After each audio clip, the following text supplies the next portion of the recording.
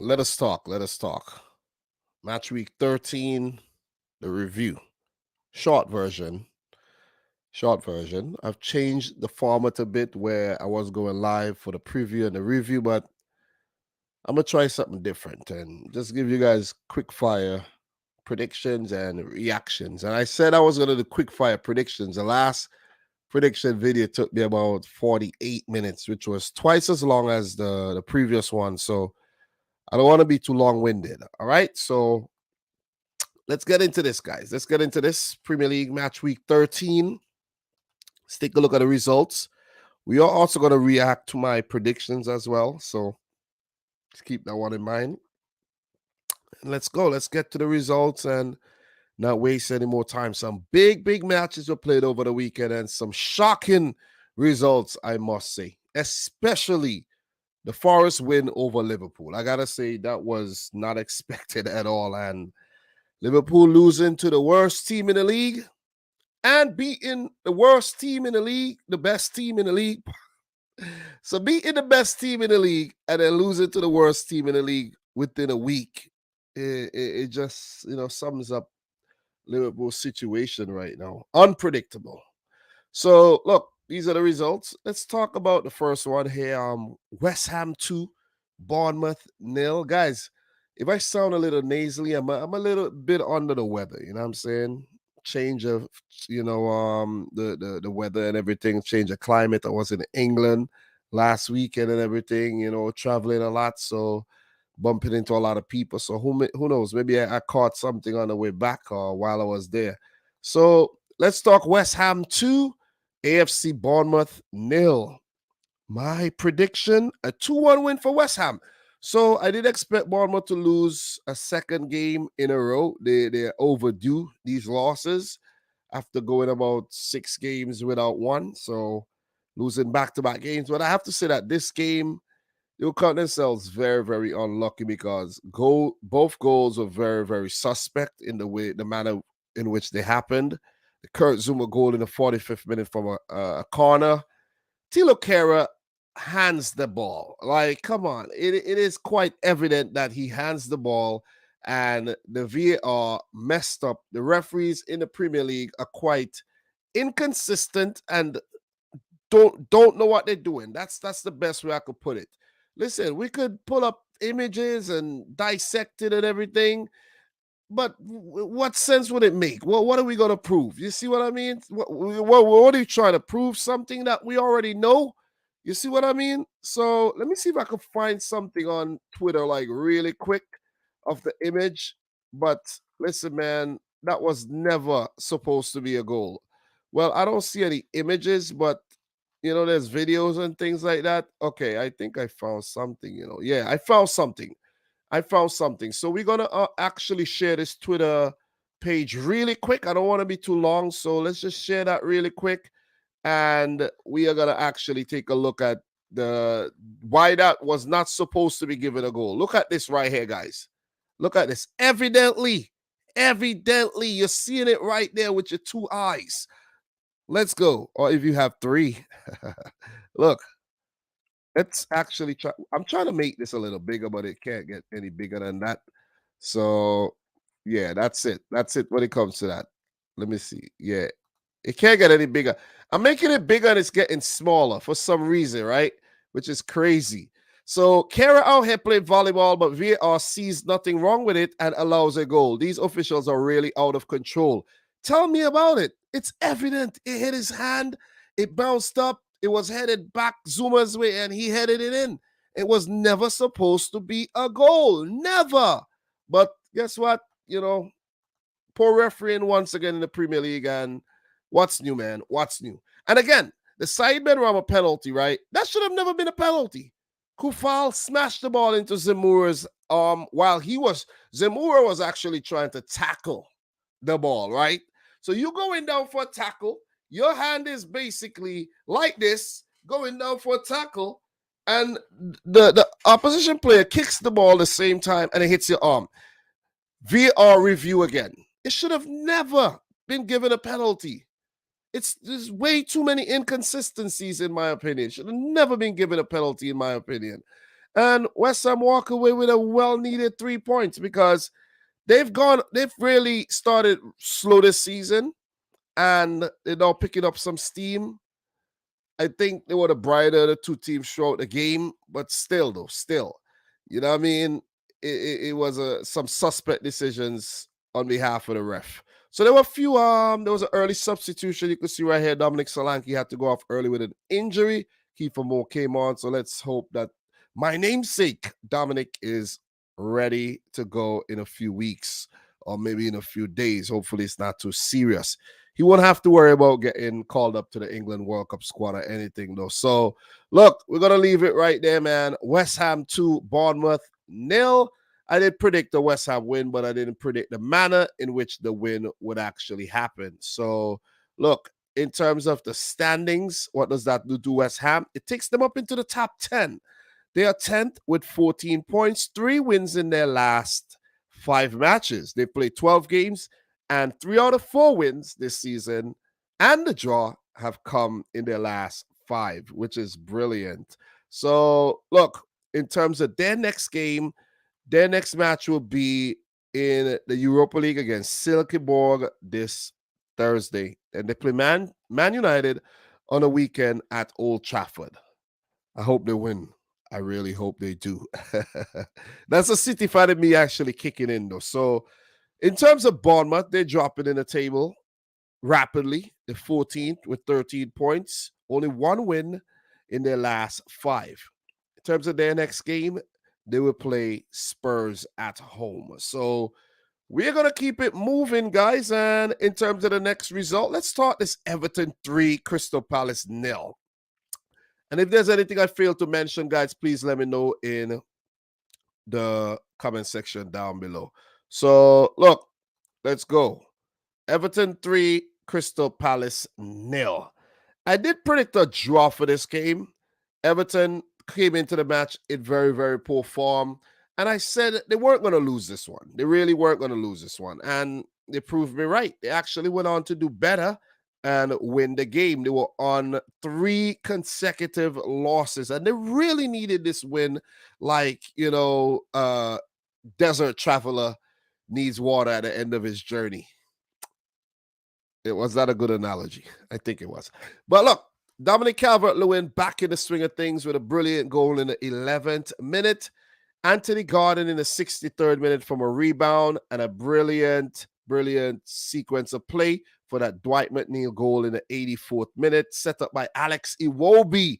He's really come of age this season. And as you can see, he was given man of the match. So Crystal Palace, it didn't really show up. It was a feisty affair with Zaha getting into it with players and all of that, But, they did have a few chances on their own as well. If you could check the match stats right there. Crystal Palace did have 9 shots, 2 on target, with Everton 9, 6 on target, being the more clinical of the two teams. But you see that Crystal Palace had a lot of the ball. They had opportunities, but just couldn't put any in the back of the net there. So, kudos to Pickford as well. The defense, Tarkowski, and Cody, these guys have formed a really good partnership. Shout outs to Amadou Onana. He's added another dimension to this team as well. And Alex Iwobi transformed into somewhat of a midfielder, like a creative midfielder, have actually found his niche. Nice to see Calvert-Lewin back, and Everton are looking good again. You see what I mean? 3 straight losses, a win, takes the pressure off Lampard because obviously his buddy Steven Gerrard just got sacked. So Crystal Palace, I told you guys, very inconsistent team. Maybe bringing in Luka Milivojevic is not the best idea. Chet Doucouré in the midfield, maybe a better option, but maybe they're just rotating things a bit. Seems like Chet Doucouré was probably suspended or injured. That's why he actually didn't feature. So we're not going to stay super long on this one as well. Big win for Everton. It would do their confidence a world of good going forward. So they're 12th with 13 points. And for them, their next game is against Fulham, a very informed Fulham team. It's going to be a challenge indeed. So in terms of Crystal Palace, they're 13th, 13 points. Their next match will be against Southampton. And let's say a rather resurgent type of Southampton team, resilient Southampton team, fighting for their survival, fighting for consistency during a transitional period of the team. So we're going to keep it moving as well. Next match, Aston Villa 4, Brentford 3. And with that being said, guys, big news for Aston Villa as they have appointed Unai Emery as their new manager. They actually paid a €6 million release clause to Villarreal, who are currently in the Europa League, doing well as well. And they wanted their man, Unai Emery. So they just said, hey, man, Lampard, things ain't looking good. Get out of here. And Unai Emery, even though you were at a club, come through. And to make matters worse, the game after Villa got sacked, Gerrard got sacked. Look at what Villa went and did. Look at that. Ridiculous. 4-0 against Brentford. I was actually watching another game. I can't remember which one it is. And you know how the scores pop up in the corner? That, I was like, Villa 3-0 up. What the hell is going on? Is this a glitch or something? But no, it wasn't. Villa was actually 3-0 up with Leon Bailey scoring a really good goal in the second minute and then setting up Danny Ings in the 7th. Then Danny Ings from the penalty spot in the 14th and Ollie Watkins in the 59th. Guys, you could see Douglas Luiz here with the setup for the Leon Bailey goal. Remember, he was sent off in the last game against Fulham, but the red card was actually, retracted. It wasn't actually, it didn't rescinded, I should say. It didn't stand because there was an appeal and it was upheld. So Douglas Luiz was not given a red card in that game. But it's crazy, right? That you're given a red card, it affected the match, and then the red card didn't stand. The Premier League refereeing at its best, man, and that's me being sarcastic. So massive win for Aston Villa, I have to say. Leon Bailey had a great game, an assist there, along with a goal, and Aston Villa responding after Steven Gerrard got the sack. So maybe the team wasn't actually happy with Steven Gerrard, maybe, and they just, say, hey, man, this is what we needed, and now look at what we're doing. We're playing well, you see? And kudos to the interim manager as well. I'm kind of running a blank on his name right about now, but I get the name for you. And that was Danks, Aaron Danks. So really good job there by Aaron Danks picking up a win. And I think that is his maiden Premier League match in charge of Villa. So Unai Emery won't be in charge of the next game for Villa. I think he would wait. I'm not actually sure. I don't think he will be in charge of the next game. Yeah, he won't be in charge of the next game. He probably, see out the Europa League match this week against Sevilla, for Villarreal, or maybe not. Maybe he'll just leave because I see Kike Setien being linked with Villarreal. So I think he will leave the club with immediate effect and just have a little week period to settle in and then take charge of Aston Villa. So Villa appoint Unai Emery as new head coach. Aston Villa is delighted to announce the appointment of Unai Emery as the club's new head coach. Unai joins from Villarreal, whom he led to Europa League success by beating Manchester United in the final in 2021, as well as the semi-finals of the Champions League last season. A highly experienced top-level coach who has managed over 900 games.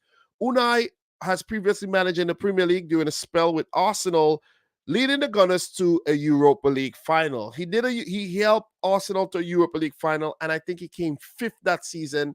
Still got sacked. It's crazy. He also enjoyed notable success with Sevilla and at PSG. In Seville, he won 3 successive Europa League titles between 2013 and 2016, before going on to lift a Ligue 1 championship in France, as well as 2 French Cups, 2 French League Cups, and 2 Trophée des Champions. Unai will take over from November 1st after his work permit formalities are completed. And that's some big news for Villa fans. I know some of them are actually sad that Steven Gerrard is no longer in charge of the club. But Gerrard had a poor record and he was giving his marching orders. You know what I'm saying? It's fair to say, guys. I'm feeling so stuffy, though. Like,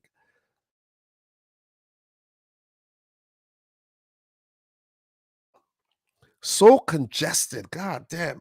But anyways, the show must go on.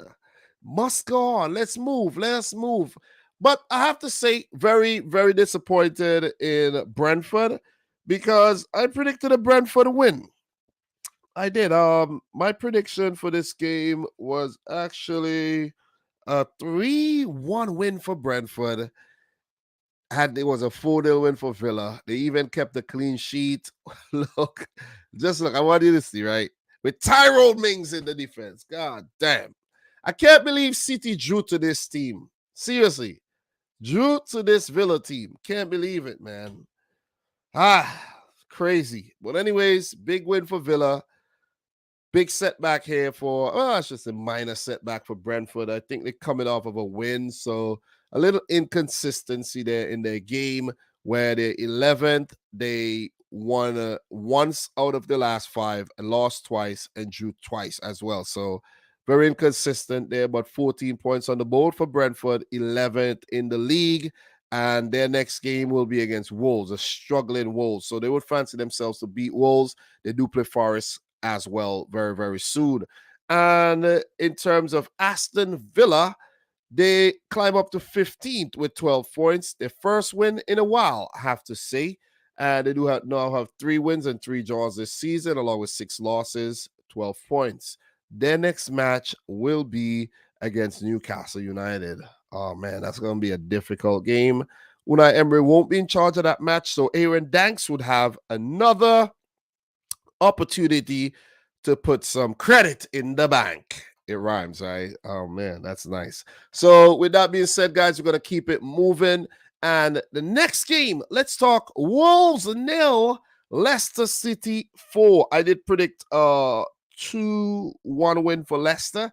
Quality prediction again. And this Wolverhampton Wanderers team looks like they're about to get relegated if they don't turn their form around like yesterday. I'm telling you, they're very, very poor. They don't score goals. They can't keep the goals out the back of the net.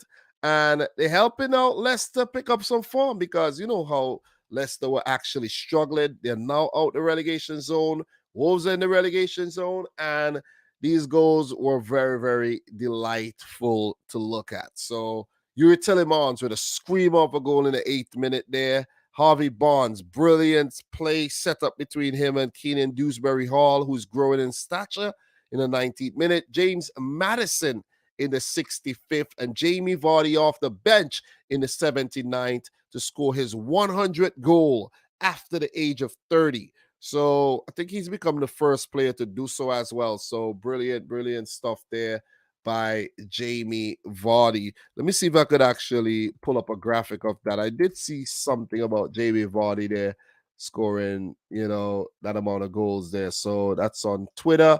I'm actually going to pull that up really quick to just give you some visual stimulation. So there you have it right there, guys. Premier League legend, Jamie Vardy. First player to score 100 Premier League goals after turning 30. So brilliant stuff there by Jamie Vardy. He's been very, very cold this season, but, not too late to actually start helping the team pick up some valuable points. So you could see Timothy Castagne with an assist, Jamie Vardy himself with an assist for the Madison goal, and Leicester definitely growing in confidence, and Brendan Rodgers himself growing in confidence after a very, very tough start, and Leicester are climbing up the table.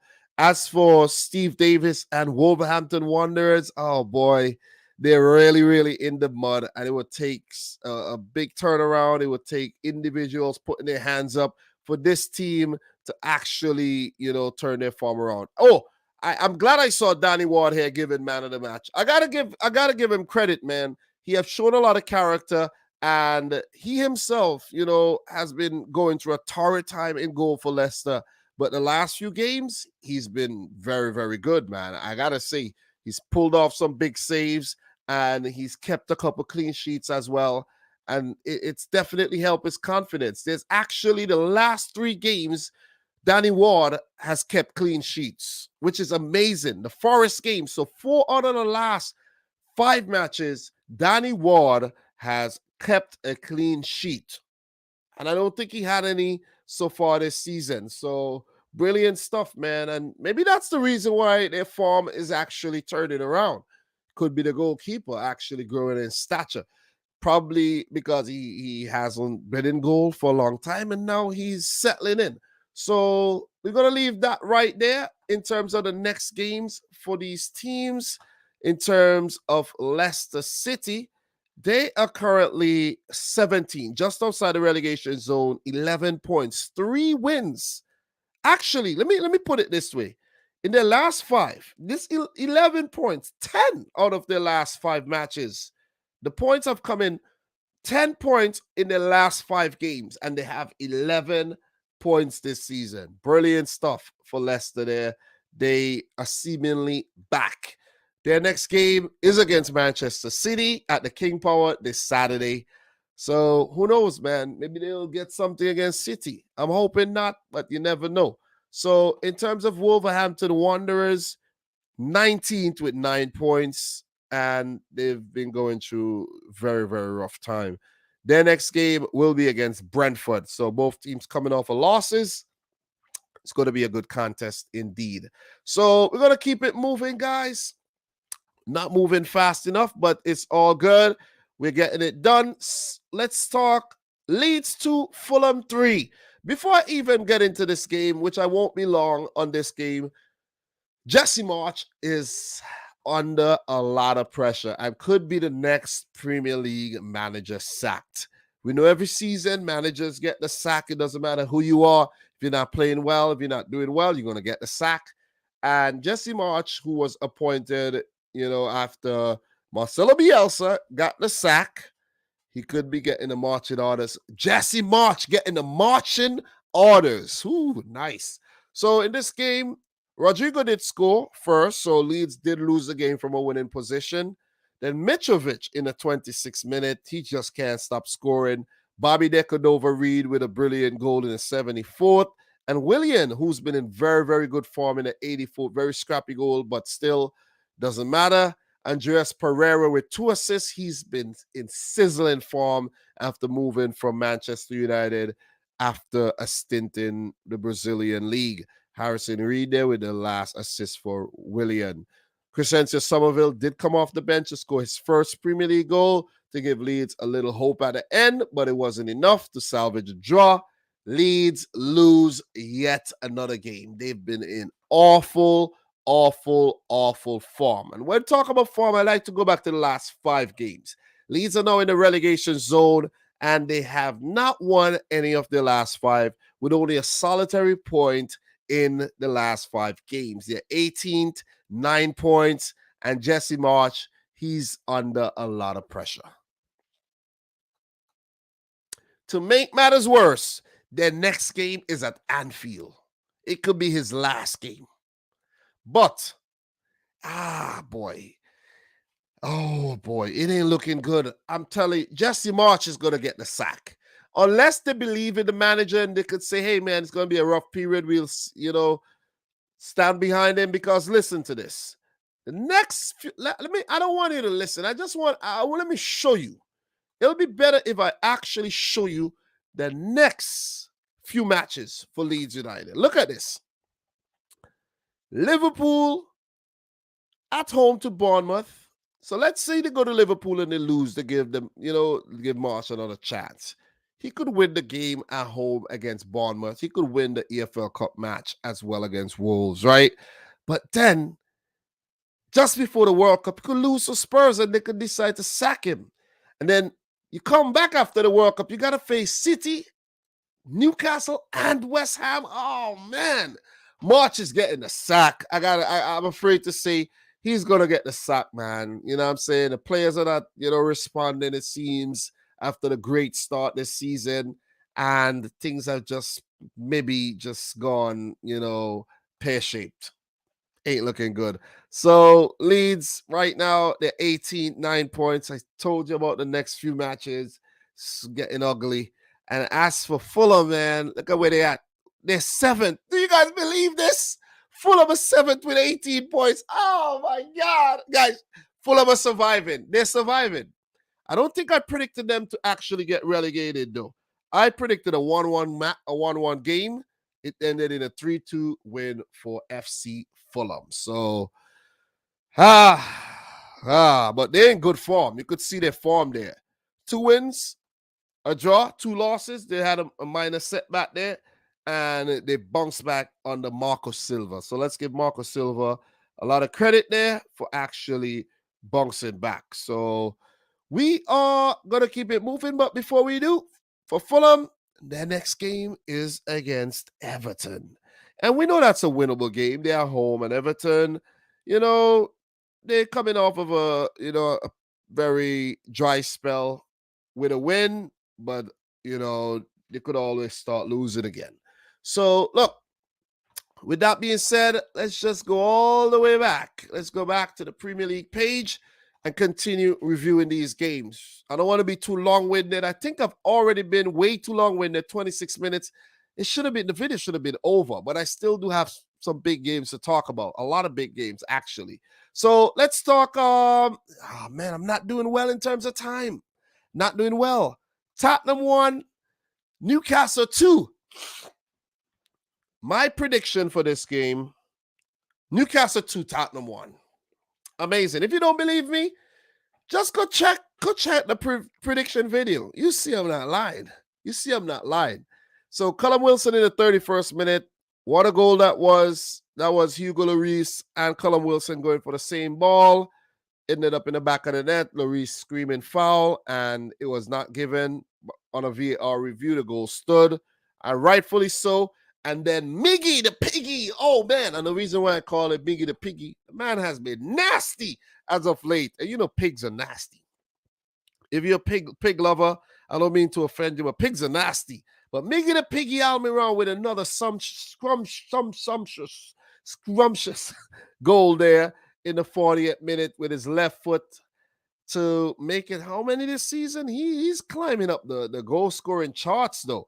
Let's check the goal-scoring charts really quick to see if Miggy is on the list. Miggy.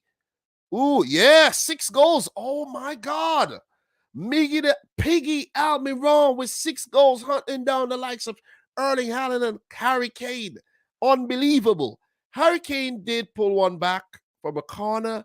Was subject to a VAR review as well, but it stood, and Spurs weren't able to muster anything to trouble Nick Pope and Newcastle. So, look, you have to say they're missing Kulusevski and Richarlison because Son's been inconsistent. Nobody's supporting Kane, really. He's been scoring a lot of goals this season. And if Erling Haaland wasn't, having a crazy season, we would have been talking about how well Harry Kane is actually doing. Well, he's still doing well. So Miggy the Piggy Almiron was given man of the match as well. And Newcastle continue their dominance. They actually go up in top 4. Big up to Eddie Howe. Big up to Bruno Guimaraes and all the boys in the Newcastle team. They're doing well, man. And maybe we now have a big 7 and not a big 6. So I don't want to be too long-winded, but Spurs are they're being Spursy right now. They're being very, very Spursy. Coming off of the loss against United and playing Newcastle, they lost again. So not looking good for Spurs at all. Very, very inconsistent. Losing, winning, drawing when you don't expect them to. They're still third with 23 points, but they do have 3 losses in their last 5 Premier League matches. And those losses came against Arsenal, Man United, and against Newcastle. So it seems like when they play in the bigger teams, they can't seem to pick up wins, and that spells trouble indeed. That definitely spells trouble. The next game is in the Champions League against Sporting, and that's going to be a big one as well because, the group is shaping up in a way like, teams need points. Sporting need points. Bournemouth would be their next opponent in the Premier League, followed by Marseille in the Champions League. As for Newcastle, they're right behind Spurs, 21 points. They've only lost once this season. They're fourth. Unbelievable. I got to give a big round of applause to Eddie Howe and Newcastle there. And it's nice to see John Joe Shelby back in the thick of things as well. I think he's always, one of the quality players that were in that setup. And it's nice to see him back playing football after that injury. So, look, in terms of their next game for Newcastle, they play Aston Villa. A struggling Villa, even though they're coming off of a win, you can't say, hey, they're doing well. They're struggling. And it would be, Newcastle's chance to pick him off. And I think they're going to pick him off. That's an early prediction. And they do have Southampton coming up. So I'm looking forward for the game before the World Cup against Chelsea. That'll be a good one. Let's see if Newcastle could handle Chelsea. If they could say what's up against Chelsea, we would definitely have to acknowledge that Newcastle are to be amongst the big boys. When you mention the big boys, you got to mention Newcastle going forward. So with that being said, guys, brilliant display by Newcastle over Spurs. They have definitely come of age after the takeover. Let's talk Chelsea 1, Man United 1. This was a very good game, I have to say.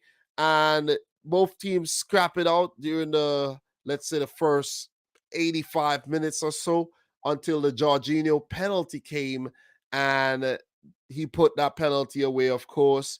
And then late goal by Casemiro there, brilliant header there to beat Kepa after he saved, touching onto the post, and goal line technology had to come into play there. I actually did predict United to beat Chelsea, but Chelsea almost got the job done. And you got to give kudos to United for actually salvaging a point from the game. But, hard luck to Chelsea for not getting all three as well. Guys, if I could tell you that I remember every little thing that happened in this game, I'll be an absolute liar. But I think it was Scott McTominay who gave away that penalty there by pulling back. Was it Trevor Chalobah, if I'm not mistaken? Who did he pull back? I think it was Chalobah, I think it had to be Chalobah he pulled back. He pulled somebody back, and it was like so stupid, man. It was like, look, let me just say this before I move on. I don't want to stay too long on this game, but if United are trying to build a good team, because if you look at their team, right, I was actually looking at their team, and I said they look good. Seriously, I have to say they look good. De Gea, look at the defense, all luck to Varane. He had to go off injured. He was crying. Maybe he'll miss the World Cup. Let's see. But they look good. Sean Dallo has been playing well. Lisandro Martinez very feisty. Look at their midfield, man. Look at that. Bruno Fernandes, Eriksen, Casemiro, Anthony, Sancho, Marcus Rashford. They look good. No Ronaldo, but they look good, right? And then you have Scott McTominay coming on looking like a fool. You got to get rid of these players. Going forward, you got to get rid of these bit part players. You have to. You know what I'm saying? So, look, of course, there's been a rotation from Graham Potter. Give him a lot of credit. Haven't lost as a Chelsea manager yet, I think. And he had to take off Cucurella early for tactical reasons. And it, almost proved to be a big move. It's checks, not checkers. Remember that. Almost paid off in terms of giving him a win, but he didn't lose the game. So credit there. Definitely credit there. Raheem Sterling, yet to score against Man United. Absolutely poor, in my opinion, that he has not scored against United after so many Manchester derbies against Liverpool. Well, Liverpool, Man United as well, and now Chelsea, Man United. So Sterling, you got to shake that monkey off your back, bro. Shout out to Edward Mendy, not being able to be number one keeper anymore. Might actually see him leave Chelsea very, very soon, and go back to the French league. It's just a sad story, though. Wow, it was a great story first, but now it's just a sad story. But be patient, Edward, because Kepa might F up sooner rather than later. So with that being said, guys, 1 point apiece for Chelsea and Manchester United. It's a great result for many, right? It's a great result for me as a City fan. Keep those teams, behind. And it would have been a great result for Liverpool if they hadn't lost the game. You see what I'm saying? But they lost their game, and United and Chelsea actually, it's like, okay, we still move 1 point ahead. You know what I'm saying? And Liverpool didn't move. So with that being said, Chelsea are 5th, 21 points, unbeaten on the Graham Potter. So I guess it's been, a good appointment getting rid of Tuchel. The next game is against Salzburg in the Champions League, followed by an affair against Brighton. So Potter revisits his old stomping ground in Brighton at the Amex. So in terms of Manchester United, they are in the Europa League. So their next game will be against Sheriff Tiraspol at Old Trafford, followed by a meeting against West Ham United at the same stadium. So with that being said, guys, we're going to keep it moving. Well, both teams, as I mentioned, guys, are now 5th and 6th. And listen, if you ask me, I hope they stay right there at the end of the season and both end up in the Europa League. Oh, man, guys, let's go, man. Look, Southampton won, Arsenal won. What a massive result for Southampton. What a massive result. I actually did predict an Arsenal win. That was like, oh, yeah, that's a no-brainer. Arsenal are going to win that game. But it was a draw. I did predict a 2-0 win for Arsenal. But I have to say, after they scored very early through Granit Xhaka, Ben White with the setup, they didn't finish off the game. They needed to finish off the game, and they were playing with their food, and Southampton actually said, oh, okay, that's what you want to do? Take this. Take this. And Southampton had opportunities but didn't take them. But look, Arsenal allowed them, just way too much time to get back in the game. And they scored. Stuart Armstrong in the 65th minute. Elyounoussi with the assist. Very good build-up play. Cut through Arsenal defense. And not the strongest of finish, but it still managed to beat Aaron Ramsdale in goal. And this guy, Hasenhüttl, just won't die, man.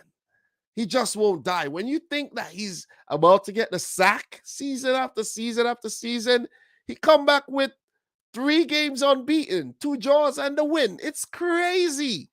It is absolutely nuts what this guy Hasenhüttl does. The draw against West Ham, the win against Bournemouth, and now a draw against Arsenal.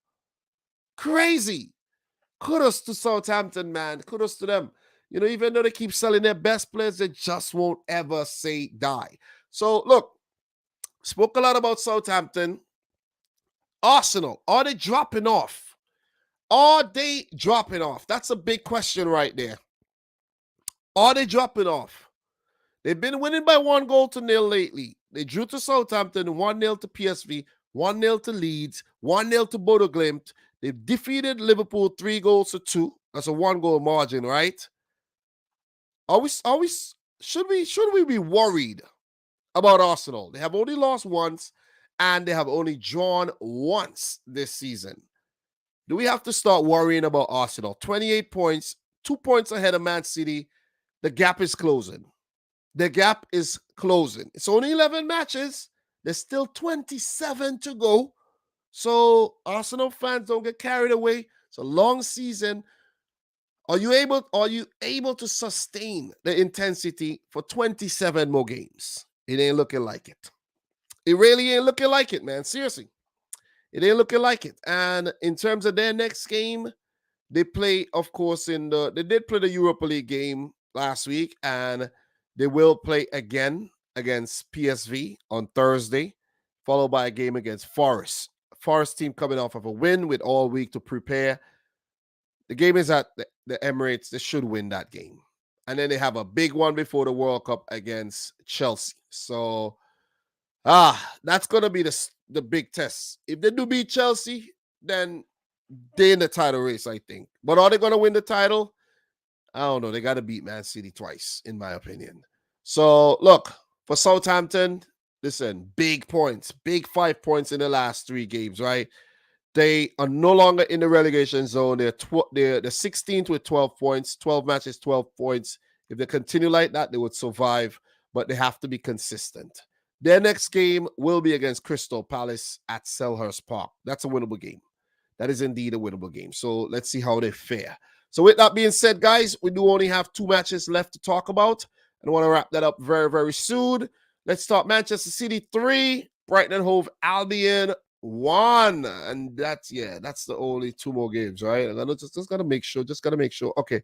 Yeah, so big win for City, man. And we know this. we knew this. We knew Man City would have bounced back. And I did predict, what was my prediction? I predicted a 3-0 win, but Brighton did score through the brilliant Leandro Trossard. But look, it was an Erling Haaland show once again, man. 22nd minute, Edison with the assist. Very controversial type of goal. Haaland went around the goalkeeper and then shrugged off the defender. It wasn't given as a foul. But the way he Brock Lesnar, the defender, they wrestled him off the ball. I was like, wow, that's kind of weird that they didn't actually review it and give it a foul. Because he pushed the defender to the floor. You see what I mean? But anyways, I'll take the goal. 22nd minute goal by Haaland. And then there was a penalty in the 43rd minute. Bernardo Silva was fouled. VAR review, of course. And Erling Haaland stepped up to put it away brilliantly to now take his tally up to, listen, I don't want to guess. I don't want to make a mistake. Let's go over to the stats. 17 big goals. 17 goals. Unbelievable. 11 games, 17 goals. Haaland is on course to score over 50 Premier League goals this season. Because look, if you multiply 11 by 3, right, you get 33 games. If you multiply 17 by 3, you get 51 goals with still a few matches left to go. Is he going to make 50 goals this season? I don't think so. I don't want to sound stupid, man. But could he get over 40? Yes. Is he going to break the record? I think he will break the record. The Salah record, I think he's going to break it. Is he going to break the old first division records? I think so as well. Erling Haaland, he's here. He's inevitable. 17 blood clean goals. Indeed. So let's go back. De Bruyne with 9 assists as well. But, you know, it was a good goal there by Leandro Trossard, man, to beat Edison. Shouldn't be beaten at the near post like that, but it was very, very good shot. Solly March, I think, had a good game. And Trossard did threaten on a few other occasions. Brighton did threaten to get a few more goals. If we check the stats right here, you could see 8 shots, 2 on target. City with only 10 shots, 4 on target. So Brighton were in the game. They had more possession than Manchester City. You don't see that very, very often. That's the thing. So after they went behind early, they grew in stature. They came back into the game, but conceded. And with 2 goals up, they got 1 back. But then that Kevin De Bruyne goal, ooh, exquisite. Mwah, exquisite, man. Kevin De Bruyne. It was nice seeing him in person, just to get a glimpse of the big man, seeing Haaland, seeing my team play for the first time. It was an experience that I'll never forget, and it's nice to actually, you know, scratch it off the bucket list. So, look, I don't want to rave on too much longer about the team. You know, the video has gone on way too long, in my opinion. But, look, City 3, Brighton 1, massive win. Roberto De Zerbi still winless as a Brighton manager. Could he change that on the weekend when he meets Chelsea? It's left to be seen. But look, massive win for Manchester City there. Let's go back. Erling Haaland, another man of the match performance there, man. Great performance by the team. And we are only 2 points behind Arsenal now. We got 1 loss, 2 draws, and who knows, man? We might not see us losing many more games this season. So with that being said, next match in the Champions League, traveling to Germany against Dortmund. And on the weekend, a trip to Leicester City. So definitely looking forward to those games tomorrow and Saturday. Early game on Saturday. I'm usually very sleepy at 7:30 in the morning, you know, when the game is played. 12:30 UK time. So hopefully I stay up. So look, in terms of Brighton and Hove Albion, they've fallen in the table, but they're still 9th with 15 points, winless in their last 5. And their next game is against Chelsea. So with that being said, guys, the last game of today's roundup. And that's Nottingham Forest 1, Liverpool 0. But the beauty about these roundups is I only do what I was thinking about doing 20 to 25 minutes, but I can't. I really can't. I got to talk about these games. It's less than an hour, and before I was doing over 2 hours, so still pretty good. And I won't be too long-winded on the Liverpool Forest game, but I have to say congratulations to Forest. Congratulations, man. I didn't expect them to win the game, and I went for 2-0 Liverpool win. It ended in a 1-0 Forest win. They even kept a clean sheet. I got to give Dean Henderson a lot of props. You could see there, man of the match. He made some big saves. You could remember the Trent Alexander-Arnold header. You could remember the Van Dijk header at the end. Oh, boy. If it wasn't for Henderson, they would have lost the game. So, Liverpool fans, don't beat yourself up, man. Listen, this is what I do. Don't beat yourself up. Liverpool played well enough to win that game, in my opinion, right? But the goalkeeper stood in your way. And Liverpool stood in their own way as well. Look at the stats. 75% possession, 15 shots, 7 on target. You played well enough to win the game. I don't want to hear any crap from the Liverpool fans about, we played horrible. Oh, what's going on? Look at that. You dominated the game. You literally dominated the game. And you coming to tell me about, I mentioned that the team would have to use its depth, right? And you saw that in this game. 5 changes, I think, right? Something like that. Look at the team. Salah, Firmino, Carvalho, Elliott, Curtis Jones. You don't see Curtis Jones, Elliott, and Carvalho in the same team on many occasions, but Klopp tried, and look, they look good. Carvalho should have scored if he had hit the ball the first time. Van Dijk should have scored about twice if he hadn't tried to head the ball across goal to Firmino. Head straight to goal. You see what I mean?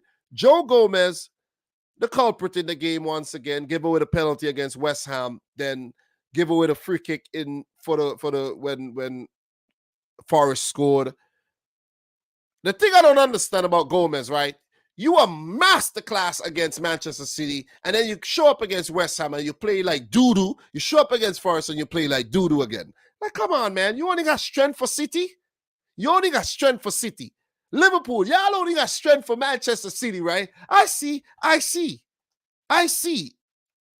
you see the passions coming out because you only got strength for City. Immaculate football at Anfield last Sunday, right? I was like, God damn. Then you show up against West Ham on a Wednesday, and I was like, what's going on here? You barely won. You got a lucky win. And then you went to Forest, and you lost the game. What happened to the quality that you showed against Man City? You see? But no Liverpool fan could come tell me now about, the team not playing well. Y'all played damn well. You played well. Alisson with some huge saves. He has been Liverpool's best player. You want to talk cheat code? He's a cheat code for Liverpool. Because how he pull off some of these saves, I don't even know. Seriously, how he do it, I don't know. But Taiwo Awoniyi, a former Liverpool man, let's say a Liverpool reject, didn't make the grade at Liverpool. Nico Williams involved as well, actually scored the goal. Steve Cook with the cross, Awoniyi onto the upright, and Awoniyi first to the rebound there to smash it in. The game's only goal. Forest jubilant.